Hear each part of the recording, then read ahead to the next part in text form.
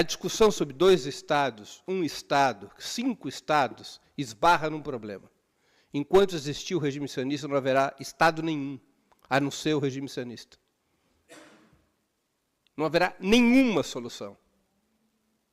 Como na África do Sul, só pôde haver uma solução para a questão racial depois de desaparecer o regime do apartheid.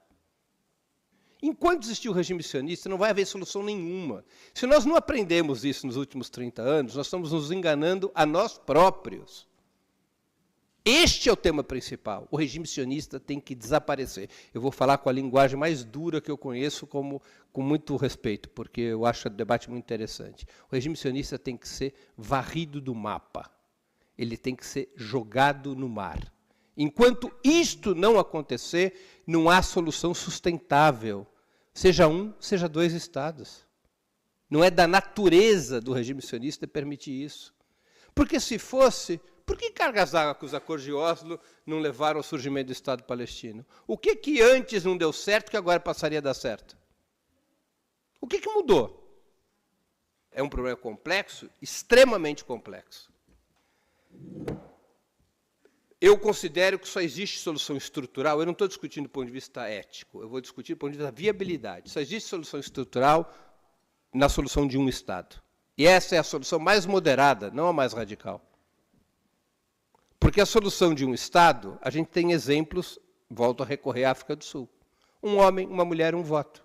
Todos os 15 milhões de pessoas da região são cidadãos de um mesmo país, vão votar para eleger um governo e vai estabelecer mecanismos para impedir que os derrotados sejam vilipendiados pelos que venceram, como aconteceu nos acordos da Semana Santa na Irlanda do Norte. Né?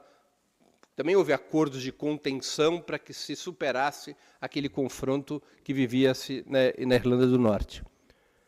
Um homem, uma mulher, um voto. Foi a solução sul-africana. Essa solução hoje é apoiada por uma parte relevante da intelectualidade de esquerda em Israel, particularmente pelos judeus antisionistas. Aqui eu cito Ilan Pappé, Gideon Levy e vários outros, porque é uma solução que não precisa tirar os 700 mil colonos onde eles estão. Porque todas as terras são de um só país e porque os palestinos poderão ver respeitada a Resolução 194 com seu direito de retorno às suas terras anteriores a 49. Os colonos vão ficar onde estão, os palestinos que quiserem retornar, retornarão àquele território, e não haverá mais um problema de equilíbrio demográfico na lógica de sustentação de um regime racista, exatamente como na África do Sul. A solução de um Estado tem como custo derrubar o regime sionista. Ele é inaceitável. Ele é inaceitável sob qualquer ponto de vista. Não há pacto possível com o regime sionista. No meio da luta, haverá acordos provisórios? É provável. Qualquer luta tem essa característica. Não é? É possível que, em algum momento dessa luta, você tenha que fazer um acordo provisório que leve a uma solução que será provisória de 2 estados? É possível. É possível. Agora, como travar essa luta? Se nós travarmos essa luta, normalizando o regime sionista, aceitando que existem setores dialogáveis do regime sionista, aceitando que existem setores do regime sionista que fariam o sionismo ser diferente do que ele é com Netanyahu, a gente vai perder força e não ganhar força. Eu digo a gente, a humanidade, as forças populares e democráticas do mundo e, particularmente, as forças da resistência palestina. O sionismo, o regime sionista, possui estruturalmente a natureza colonial, racista e genocida que está sendo demonstrado por Netanyahu. Netanyahu não é um desvio de curva. Não é um desvio de curva. E te digo mais, não há um só setor do sionismo dentro de Israel que esteja nas ruas protestando contra o genocídio. Não há um só setor. Os únicos que protestam em Israel contra o genocídio, e não apenas pela libertação dos reféns, são os setores dirigidos pelo Hadash, a coalizão política liderada pelo Partido Comunista Israelense, que é uma força antisionista. São os únicos que protestam contra o genocídio. É uma situação já tão polarizada e clara, porque Netanyahu tirou as fantasias do sionismo, que o chamado sionismo de esquerda virou pó. O Meretz não tem nem representação parlamentar mais. O Avodá, o Partido Trabalhista, tem 5 deputados. Ninguém leva a sério. O Benny Gantz, principal líder de oposição a Netanyahu, era do gabinete de guerra até antes de ontem, defendendo a política de Netanyahu.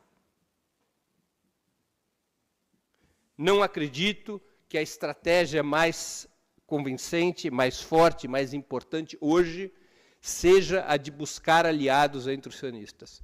A estratégia mais eficaz tem que ter como objetivo levar à ruptura de setores do judaísmo com o sionismo, como está acontecendo nos Estados Unidos.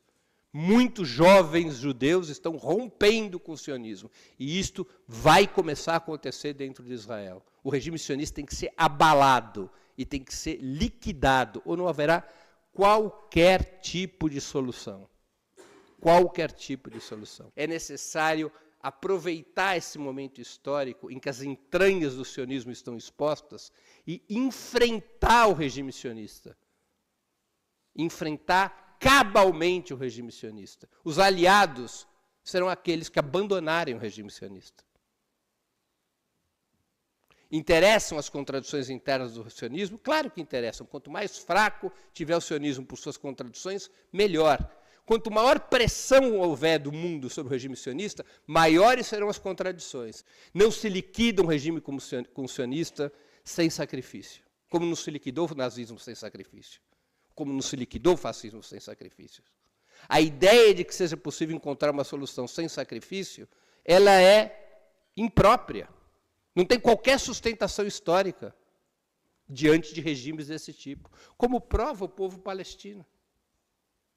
O povo palestino não sacrifica essa quantidade de pessoas por um desejo religioso. Sacrifica porque não há outro caminho. Não há um outro caminho. Não vai ser resolvido com picanha e cerveja.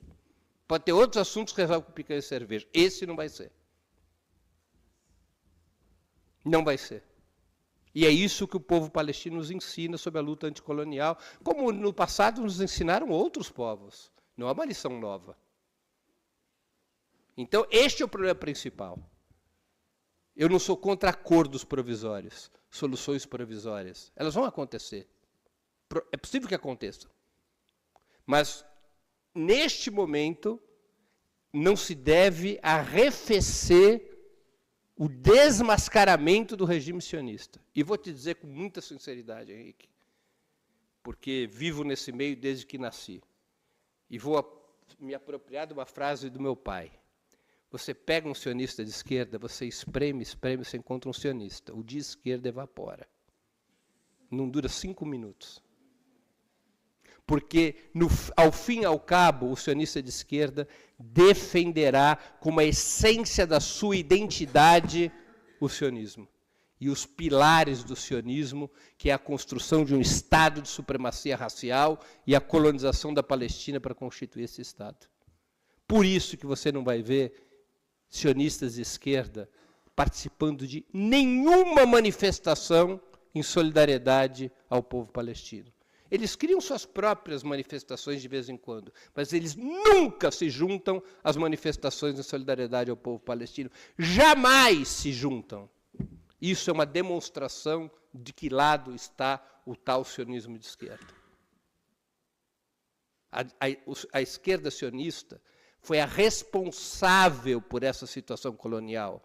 O Estado de Israel foi construído sob a liderança de Ben-Gurion, o antigo Mapai, depois Avodá, Partido Trabalhista. Foi essa esquerda sionista que construiu o Estado colonial e racista de Israel. Não foi a direita sionista, como força dirigente. A força dirigente foi o trabalhismo, até 1977. De 1923 a 1977, por 50 anos, a força dirigente foi o tal sionismo de esquerda.